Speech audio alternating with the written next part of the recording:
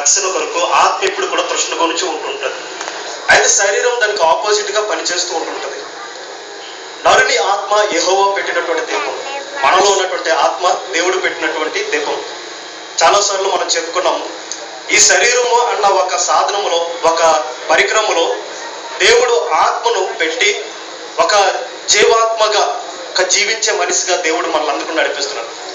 ఏదో ఒక రోజు కష్టపడుతూ ఇలాగ చెమట పడుతూ అలిసిపోతున్నటువంటి ఈ శరీరాన్ని ఏదో ఒక రోజు తప్పకుండా మనం అందరూ కూడా వదిలివేయవలసిందే. ఏదో ఒక రోజు ఇది ఆగిపోతుంది.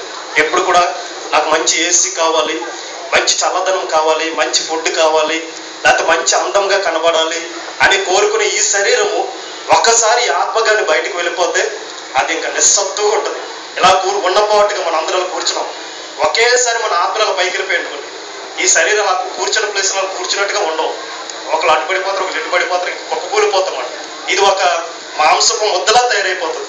దేవుని ఆత్మ దేవుడు మనలో పెట్టారు. హల్లెలూయా. అయితే ఈ ఆత్మను కాపాడుకోవాల్సినటువంటి బాధ్యత కూడా ఎవరికి ఇచ్చారంటే దేవుడు మనకిచ్చారు. ప్రభు ఈ భూమి మీదకి రాబోయే ముందు ఆయన గొప్ప ప్రణాళికతో వచ్చారు. పరలోకమందు తండ్రి ఒక ప్రకటన ఇస్తున్నారు. ఈ రక్షణ కార్యం కొరకు ఎవరిని పంపుదురు, నా తరపున ఇలా ఎవరు పోవుదురు నాకని చెప్పి ఒక పెద్ద ప్రకటన అవుతున్నప్పుడు గొర్రె పిల్లగా యేసుక్రీస్తు ప్రభు నేనున్నాను నన్ను పంపమని ముందుకు వచ్చారు.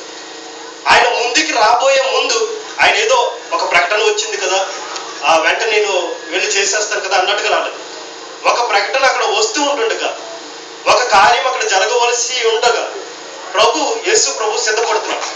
ఈ కార్యం జరగాలి అంటే, ఈ రక్షణ కార్యం జరగాలంటే ప్రాసెస్ ఎలా ఉండాలి? అయితే ఒక దేవుడిగా నేను ఒక మనుష్యుడిగా పుట్టి భూమి మీదకి వెళ్ళాలి. ఓకే, భూమి మీదకి వెళ్ళిన తర్వాత భూమి మీద ఉన్న పరిస్థితులను కూడా చాలా భయంకరం. దేవుడు తెలుసు భూమి మీద ఎన్ని బలహీనతలు ఉన్నాయో, భూమి మీద ఎంత పాపం ఉన్నదో, భూమి మీద ఎంత ఒత్తిడి ఉన్నదో. ప్రభు ఈ భూమి మీదకి వచ్చి తన రక్తాన్ని చిందించి ప్రాణాన్ని అర్పించాలి. అది ఒక ప్రథమమైన లక్ష్యమైనప్పటికీ ఆ రక్తాన్ని చిందించడానికి, ఆ ప్రాణాన్ని అర్పించడానికి తన్ను తాను కాపాడుకోవడం కూడా చాలా అవసరం. ఆయన భూమి మీదకి వచ్చిన వెంటనే మన వల్లే ఆయనకి కూడా శోధనలు వస్తాయి. మన కళ్ళు ఎలాగైతే ఆశిస్తున్నాయో ఆయన కళ్ళకు కూడా అదే స్వభావం ఉంటుంది. మన శరీరంలో ఎటువంటి మనసు ఉందో ఆయనకి కూడా అదే మనసు ఉండాలి. అయితే దాన్ని అంతటి కూడా ఓవర్కమ్ చేయాలి అంటే ప్లాన్ ఏమిటి, ప్రణాళిక ఏమిటి? ఆయన అంతా కూడా ఒక స్టెచ్ చేసుకున్నారు, ఒక ప్రణాళిక వేసుకున్నారు. నేను పుట్టాలి, పుడితే నేను ఒకవేళ శరీరానుసారముగా అక్కడ ఉండకూడదు. ఒకవేళ శరీరానుసారంగా ఏమాత్రమో ప్రవర్తించినా నా ఆత్మ ఓడిపోతుంది. మళ్ళీ ఆయన ఆత్మను తీసుకెళ్లి తండ్రికి దేవుడికి అప్పచెప్పలేదు. ఒకవేళ ఏమాత్రం ఎక్కడ మిస్టేక్ జరిగినా, ఎక్కడ పొరపాటు జరిగినా మళ్ళా దేవుడు అప్పగించినటువంటి ఆ చిత్తమును మళ్ళా దేవుడికి ఇవ్వడము అసాధ్యం. అయితే యేసు ప్రభు ప్రణాళికలో భాగంగా ఆయన శరీరాన్ని నల్లగొట్టుకోవడానికి ఎబ్రీయులకు రాసిన పత్రిక 5:7 ఉంటారు. ఆయన శరీరధారి ఉన్న దినాలలో రోదనతోనూ వేదనతోనూ కన్నీళ్లతోనూ ప్రార్థన చేయించు ఉండడం వల్ల ఆయన అంగీకరింపబడ్డాడు. శరీరధారి ఉన్న దినాలన్నిటిలో కూడా రోదనతోటి, కన్నీళ్లతోటి, వేదనతోటి ఆయన గడిపాడు. ఎందుకు అంత కన్నీరు, ఎందుకు అంత రోదన, ఎందుకు అంత వేదన అంటే ప్రభువుకు తెలుసు ఈ రక్షణ కార్యంలో నా ఆత్మ భద్రపరచబడాలి అంటే ఈ శరీరం ఓడిపోవాలి, నాలో ఉన్నటువంటి ఆత్మ గెలవాలి. ఈ ఆత్మ గెలవాలి అంటే ఈ శరీరం నల్లగొట్టబడాలి అని చెప్పి దేవుడు ఆ ప్రణాళికలో భాగంగా శరీరాన్ని ఆ విధంగా కంట్రోల్ చేసుకుంటూ ఉంటారు. అంత మాత్రమే కాదు, ఆయన జన్మించాల్సి వచ్చినప్పుడు ఒక పేద కుటుంబంలో జన్మించారు. కారణం ఏమిటంటే చిన్నప్పటి నుండి కూడా ఆ వ్యాధిని ఆయన అనిపించారు. చిన్నప్పటి నుండి కూడా ఆయన ఎటువంటి శరీర సుఖం అన్నది లేకుండా ఒక పేద కుటుంబంలో, ఒక ఇబ్బంది కులంలో వారు బలి అర్పించాల్సి వచ్చినప్పుడు వారి గొర్రె పిల్ల కూడా లేదంట. వాళ్ళ దగ్గర కేవలం పౌరపు పిల్ల మాత్రం ఉంటుంది, లేవికాండంలో ఉంటుంది. వారు ఒకవేళ పేదవారు అయితే గొర్రె పిల్ల అర్పించలేని అంత స్థితి వారికి ఉంటే వారు ఒక పౌరపు పిల్ల అర్పించవచ్చు అని చెప్పి ఒక మాట ఉంటుంది. దాన్ని అనుసరించి వారు ఒక పౌరపు పిల్లను పట్టుకెళ్ళి యేసు ప్రభు నిమిత్తమే ఆయన సున్నతి సమయంలో అర్పించడం జరుగుతుంది. అంత పేద కుటుంబంలో ఆయన అలా నలిగిపోతూ వచ్చారు. ఆయన ఆ కుటుంబంలో అలా ముందుకు వెళ్ళిపోతున్నప్పుడు ఒక డాక్టర్ అవ్వలేదు, ఒక ఇంజనీర్ అవ్వలేదు, ఏమవ్వలేదు. కారణం ఏంటంటే ఆ స్తోమత అది కాదు. ఆ కుటుంబంలో ఉన్న స్తోమత ఏమిటంటే ఆయన ఒక కార్పెంటర్గా మిగిలిపోయాడు. తర్వాత ఈ విధంగా శరీరాన్ని సిద్ధపరచుకొని పూర్తిగా, అందుకే ఆయన బాప్తిస్మం తీసుకున్న వెంటనే ఆయన పరిచర్యలోకి ముందుకు వచ్చేలేదు. ఇంకా నేను బాప్తిస్మం తీసుకున్నాం కదా, ఇంకా రెడీ అయిపోవాలని చెప్పి ఆయన అడుగు పెట్టలేదు. వెంటనే ఆయన రక్షణ కార్యంలో భాగంగా ఆయనగా నలుగొట్టుకోవడానికి ఆయన 40 దినముల ప్రార్థనలోకి వెళ్ళిపోయారు. 40 దినముల ప్రార్థనలోకి వెళ్ళిన తర్వాత ఆయన ఎంతో నలిగిపోయారు. 40 days ప్రేయర్ చేయడం అన్నది అది ఒక ఈజీ కాదు. ఆయన దేవుడు కదా అనుకుంటే మనం పొరపాటు. ఆయన ఒక మనుష్యుడిగా పుట్టాడు, పూర్తిగా నలిగిపోయి పూర్తిగా శ్రమ ఉంది. ఒక విజయోత్సవంతో కొండ మీద నుండి దిగి వచ్చి 3.5 సంవత్సరాల పరిచర్య చేశారు ప్రభు. ఈ 3.5 సంవత్సరాల పరిచర్య యావత్తు ప్రపంచమును ప్రభావితం చేసింది. హల్లెలూయా. అంతా అయిపోయిన తర్వాత లాస్ట్కి ఆయన ఆత్మ ఎంత ప్యూర్గా ఉన్నదంటే పూర్తిగా ఆయన ఆత్మ పట్ల ఆయనకి అధికారం ఉన్నది. అది బైబిల్లో కొంతమంది దావీదు కానీ లేకపోతే స్టెఫను కానీ వారి ఆత్మల పట్ల వారికి అధికారం ఉన్నది. ఇప్పుడు కూర్చున్న మనం అందరం కూడా మనం దేని మీద మొదటిగా అధికారం కలిగి ఉండాలంటే మన ఆత్మ మీద, లేకపోతే మన మీద మనకు అధికారం ఉండాలి. మనకి ప్రథమ శత్రువులు ఎవరంటే బయట ఉన్నవారు కాదు. ప్రథమ శత్రువులు ఎవరంటే సాతాను సంబంధమైనటువంటి సామ్రాజ్యం కాదు. కానీ మన ప్రథమ శత్రువు ఎక్కడ ఉన్నాడంటే మన శరీరమే.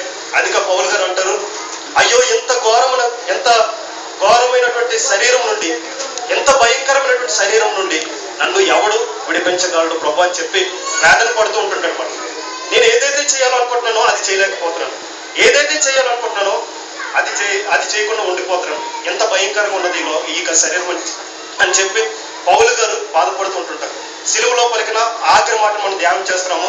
జాగ్రత్తగా ఆలోచించండి. తండ్రి, నా ఆత్మను నీకు అప్పచెప్పుచున్నాను. అప్పగిస్తున్నాడు ప్రభు. ఆయన అప్పగిస్తున్నారంటే ఆయన ఆత్మ పట్ల అంత గట్స్ ఉన్నాయి, ఆత్మ పట్ల అంత అధికారం ఉన్నది. ఆత్మను ఒక పరిపూర్ణంగా దేవుడి యొక్క చేతిలో ఉన్నారు, దేవుడి యొక్క చేతిలో పెట్టగలుగుతున్నారు. ఆ దేవుడి యొక్క చేతిలో ఆత్మను పెట్టగలుగుతున్నారంటే ఆత్మలో అంత పరిశుద్ధత ఉన్నది, ఆత్మలో కల్మసము లేదు.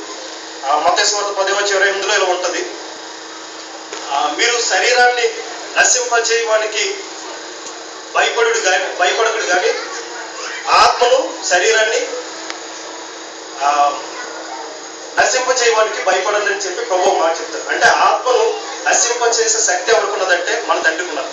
ఎందుకు దేవుడు ఆత్మను తీసుకెళ్లి నరకంలో పెడతాడంటే ఆత్మలో కల్మసం ఉన్నప్పుడు, ఆత్మలో ఆయనకు అవిధేయత ఉన్నప్పుడు దేవుడు తీసుకెళ్లి ఆత్మను ఒక నరకమునకు అప్పచెప్పడం జరుగుతుంది. అందుకే ప్రభువుకు ఆత్మను అప్పచెప్పడం అంటే అంత ఈజీ కాదు.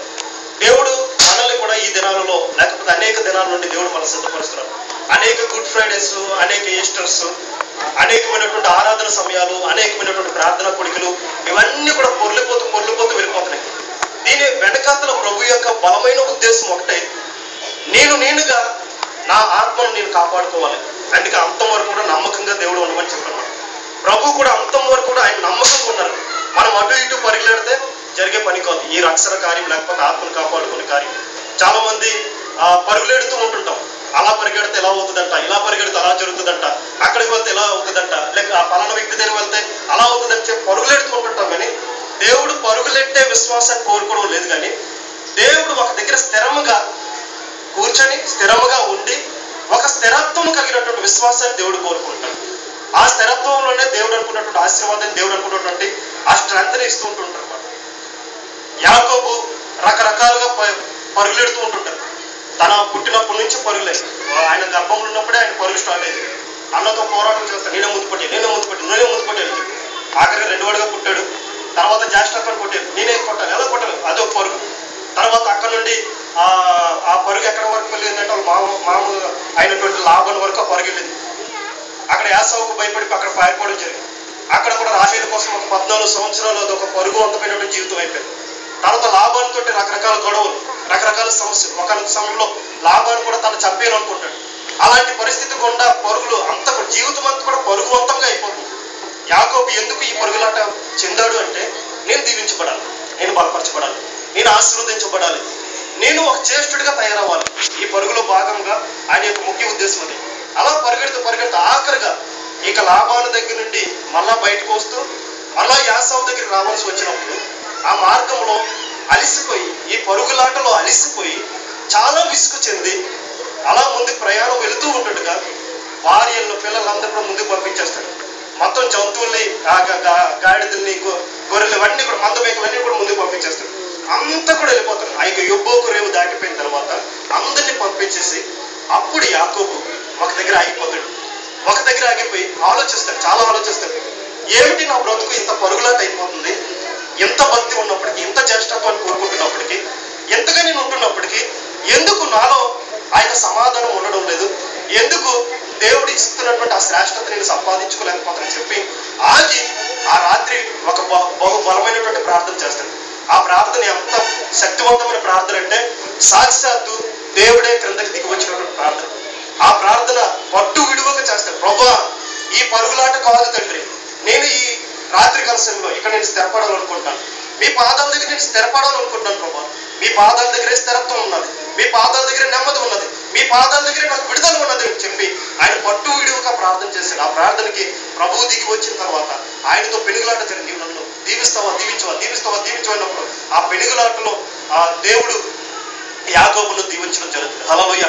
ఈ ఉదయకాల ఆరాధనలో ఈ గుడ్ ఫ్రైడే రోజు ఈ మాటను మనం అందరం కూడా తీసుకున్నాం. ఈ బ్రతుకులు లేకపోతే ఈ జీవితాలు రకరకాలుగా పరుగులెడుతున్నాయి. లోకంలో రకరకాల పరిస్థితులు మనకి ఎలా కళ్ళ ముందుకు వచ్చి మనం పరుగులెట్టడానికి ప్రోత్సహిస్తూ ఉంటుంటాయి. రకరకాలుగా పరుగులెడుతూ ఉంటుంటాం, రకరకాల సంపాదనల కొరకు, లేకపోతే రకరకాల పేరు ప్రఖ్యాతుల కోసం, లేకపోతే రకరకాల సుఖ సౌఖ్యాల కోసం. ఈ పరుగులాటలో రకరకాలుగా అలిసిపోతూ ఉంటుంటాం. వ్యక్తిగతంగా అలిసిపోతూ ఉంటుంటాం, కుటుంబపరంగా అలిసిపోతూ ఉంటుంటాం, సాంఘిక వ్యవస్థలో కూడా అలిసిపోవడం జరుగుతూ ఉంటుంటాం. అయితే దేవుడు ఒకటే కోరుకున్నాడు, స్థిరత్వం. దేవుడి యొక్క చిత్తంలో స్థిరంగా నిలిచి నన్ను దేని కొరకైతే దేవుడు పంపించాడో ఆ చిత్తం యావత్తు కూడా నేను నెరవేరుస్తానని చెప్పి మన ప్రభువైన యేసు ఆయన భూమి మీద ఉన్నప్పుడు తండ్రి చిత్తాన్ని మాత్రమే నెరవేర్చాడు. ఏ అడ్డగోలు దారిని పరిగెట్టలేదు. సాతాను వచ్చి నీకు ఈ రాజ్యం కావాలి కదా, నువ్వు నాకు మొక్కు, నీకు ఈ రాజ్యాన్ని ఇచ్చేస్తున్నప్పుడు దేవుడు దానికి ఛాన్స్ ఇవ్వలేదు. ఆ షార్ట్ కట్ దేవుడు ఎన్నుకోలేదు. లేకపోతే ఎవరో వచ్చి నువ్వు యూదుడు రాజుగా ఉండడానికి వచ్చావు కదా, ఇదిగో నేను యూదుడు రాజుగా చేస్తాను రా అన్నప్పుడు దేవుడు ఆ షార్ట్ కట్స్ ఎన్నుకోలేదు. తండ్రి చిత్తం ఉంటున్నది, ఆయన చిత్తంలో ఆయన స్థిరుడిగా ఉండిపోయాడు, నమ్మకంగా బ్రతికాడు. ఆ నమ్మకమునకు ప్రతిఫలముగా ఆత్మను కాపాడుకున్నారు ప్రభు. ఆత్మను అప్పగించారు, ఆత్మ పట్ల అధికారం ఉన్నది. తర్వాత దాన్ని తీసుకోవడానికి కూడా అధికారాన్ని ఆయన కాపాడుకోగలిగారు. ఆత్మను మన కొరకు పెట్టి తర్వాత మరలా 3వ దినాన దాన్ని తీసుకున్నాం. ఈ అంశం ద్వారా మనం ఏది నేర్చుకోవాలంటే మనకి కూడా ఒక బాధ్యత ఉన్నది. మనకి కూడా దేవుడు వాక్యాన్ని ఇచ్చారు. దేవుడు మనకి కూడా ఒక చిత్తం అన్నది ఇచ్చారు. ఆ చిత్తంలో భాగంగా దేవుడు మనల్ని ప్రోత్సహిస్తున్నాడు. మనల్ని మనం కాపాడుకోవాలి. ఎంత బ్రతికి ఒకడు సర్వలోకాన్ని సంపాదించుకొని వాడి ప్రాణాన్ని పోగొట్టుకుంటే వాడికి ఏమి లాభం? ఎంత బ్రతికి అన్ని సంపాదించుకొని, ఈ లోకంలో అన్ని స్థితిగతులు సంపాదించుకొని మన ప్రాణము మన ఆత్మను పోగొట్టుకుంటే దాని వల్ల వచ్చే ప్రతిఫలం ఏమిటి? ప్రభా, లేదు ప్రభా, నేను ఎట్టి పరిస్థితిలో నా ఆత్మను నేను కాపాడుకోవాలి తండ్రి. నా ఆత్మ విషయమై నేను దీనుడు అయిపోవాలి. అందుకే ఆత్మ విషయమై దీనులైన వారు ధన్యులని చెప్పి ప్రభు చెప్పడం జరిగింది. మన ఆత్మ కోసం మనం దీనులు అయిపోవాలి. ఎంతగా దీనులు అయిపోవాలంటే ఇంకా పూర్తిగా తగ్గిపోవాలి. ఈ లోకాన్ని కూడా త్యజించాలి. లోకాన్ని కూడా పక్కన పెట్టాలి. రకరకాల ఆశలు కోరికలన్నీ కూడా పక్కన పెట్టాలి. అన్ని కూడా పక్కన పెట్టి అన్ని కూడా మనల్ని ప్రెజర్ చేస్తున్నారు. అవన్నీ కూడా యేసు నామములో అనుద్రొక్కి నేను నా ఆత్మ కోసం దీనుడిని అయిపోతున్నాను, నా ఆత్మ కోసం నేను దీనురాలను అయిపోతున్నాను. ఎందుకంటే నా ఆత్మను కాపాడుకోవాల్సిన బాధ్యత నాకున్నది. ఒకనొక రోజు పరలోకంకి వెళ్ళిపోయిన తర్వాత, లేకపోతే నా యొక్క దేవుడి సింహాసనం దగ్గరికి వెళ్ళినప్పుడు మన ఆత్మ నిజంగా దేవుడికి అంగీకారంగా ఉండాలి. ధనవంతుడు దేవుడి దగ్గరికి వెళ్ళిపోయిన తర్వాత అక్కడ గొల్లుమని ఏడుస్తున్నాడు, అయ్యో ఎంత వేదనగా ఉంటుందా నరకము, ఎంత వేదనగా ఉంటుందా ప్రభు. అలాగైతే నేను మిమ్మల్ని ఒక రిక్వెస్ట్ చేస్తున్నాను, ఏమిటంటే నాకు ఇంకా 5 సహోదరులు ఉన్నారు, వారి దగ్గర సువార్తను పంపించండి ప్రభా. వారు ఈ ప్లేస్ లోకి రావడానికి వీల్లేదు ప్రభా. భూమి మీద ఉన్నంత కాలం కూడా నేను ఆత్మను కాపాడుకోలేకపోయాను, కనీసం వారైనా ఈ యొక్క సన్నిధికి రావాలన్నప్పుడు వెంటనే ప్రభు చెప్తారు, అక్కడ సువార్త ఉన్నది, అక్కడ దేవుని సేవకులు ఉన్నారు, అక్కడ మోసే ప్రవక్తలు ఉన్నారు, వారి మాటలు వింటే వారి ఆత్మలు కాపాడబడతాయి అన్నప్పుడు అలాగనవద్దు ప్రభా. మోసే ప్రవక్తలు కాదు, అక్కడ ఉన్న పాస్టర్ గారు కాదు ప్రభా, పరలోకంలో ఉండే దేవదత్త కిందకు వెళ్ళాలి ప్రభా. ఎందుకంటే మోసే చెప్పిన మాటలు వారు వినడం లేదు, పాస్టర్లు చెప్పినటువంటి మాటలు వినడం లేదు, అక్కడ ఉన్నటువంటి వాక్యాలు వినడం లేదు ప్రభా. సాక్షాత్ పరలోకంలో ఉన్న ఒక దేవదత్త వెళ్ళి చెబితే వారు వింటారు ప్రభా అన్నప్పుడు వెంటనే ప్రభు చెప్తారు. అక్కడ అబ్రహాం గారు చెప్తారు, ఏమని చెప్తారంటే, వారు భూమి మీద ఉన్నటువంటి మోసే మాటలు, ప్రవక్తల మాటలు, వాక్యమును వినలేని వారైతే పరలోకంలో నుండి ఒక దేవదూత వెళ్ళి చెప్పినా కూడా వినరు అని చెప్పి అక్కడ చెప్పడం జరుగుతుంది. చాలాసార్లు మనం అనుకుంటాం, నేను స్థిరుడిని అవ్వాలి అంటే నాకు ఒక దేవదూత కనబడాలి, లేకపోతే నాకు పరలోకం నుండి ఏదో శబ్దం వినబడాలి, ఇంకా నేను పూర్తిగా మారిపోతాను అని చాలా మంది అనుకుంటుంటారు. అవన్నీ కూడా పక్కన పెట్టి దేవుని యొక్క సంఘంలో, దేవుని యొక్క సేవకుల దగ్గర, దేవుని యొక్క చిత్తం దగ్గర, దేవుని యొక్క వాక్యము దగ్గర మనం స్థిరము కలిగి కదలకుండా, అటు ఇటు పరిగెట్టకుండా, మన సొంత జ్ఞానాన్ని ఉపయోగించకుండా, నేను జ్ఞానిని కదా అని మనం అనుకోకుండా దీనులుగా యేసు నామములో తండ్రి పాదాల చెంత మనం పడి ఉంటే దేవుడు పూర్తి ప్రొటెక్షన్ మనకి ఇవ్వడం జరుగుతుంటుంది. కాబట్టి ఈ మాటల చేత మనం ఒకరినొకరు పురుకొల్పుకుంటూ, ప్రభా నేను కూడా నా ఆత్మను కాపాడుకోవాలి, మీరు కూడా ఒక ప్రణాళికతో ఈ భూమి మీదకి వచ్చాను, నేను కూడా ఒక ప్రణాళికతో నా ఆత్మీయ జీవితాన్ని ముందుకు నడిపిస్తాను ప్రభా. నా యొక్క విశ్వాస యాత్ర ముందుకు వెళ్ళిపోతుండగా నా ఆత్మను కాపాడుకోవడానికి అవసరమైన ప్రణాళికలు నేను వేసుకుంటాను తండ్రి. దేవా మీకు వందనాలు. ఈ ఆత్మ నా దేవుని సన్నిధిలో కనబడాలి. నా దేవుడు పెట్టినటువంటి ఈ దీపము నా దేవుని యొక్క సన్నిధిలో నిత్యము కూడా వెలగాలి. నేను దేవుని సన్నిధిలో ఉండాలి. అదే విశ్వాసంతో మన ప్రార్థనలు కొంత అందరూ కూడా కళ్ళు మూసుకొని, ప్రభా నేను ఎట్టి పరిస్థితిలో ఆ యొక్క నరకంలోకి గురి కాకూడదు ప్రభా. నువ్వు ఇందుకోసమే మీరు ఎంత యాగాన్ని చేశారు, ఇందుకోసమే ఎంత అర్పణను మీరు అర్పించారు. దయచేసి అందరూ త్వరగా కళ్ళు మూసుకొని